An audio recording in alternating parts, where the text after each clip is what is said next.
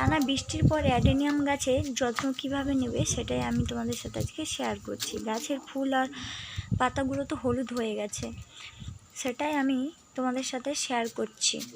তোমরা যারা যারা আমার চ্যানেলটাকে সাবস্ক্রাইব করো না, তোমরা ঝটপট সাবস্ক্রাইব করে দাও। এই যে এত গাছ দেখছো, এই সবই কিন্তু আমার বড়মশাইয়ের লাগানো। ছোটোবেলা থেকে প্রচণ্ড গাছ লাগাতে ভালোবাসে। তার একটা গাছ পুরো তার জীবনের থেকেও প্রচুর মূল্যবান তার কাছে। তার গাছগুলো তার জীবন। বড়মশাই আজকে বাড়িতেই ছিল, তাই তাকেই বললাম ওষুধটা স্প্রে করে দিতে গাছে।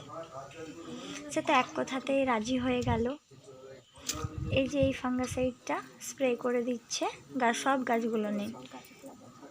গাছের ফলে পাতাগুলো যে পচতে লাগছিল সেগুলো পচবে না, গাছের রোগও লাগবে না, আর পোকা থাকলে পোকাগুলোও মরে যাবে। ভিডিওটা ভালো লাগলে তোমরা লাইক করে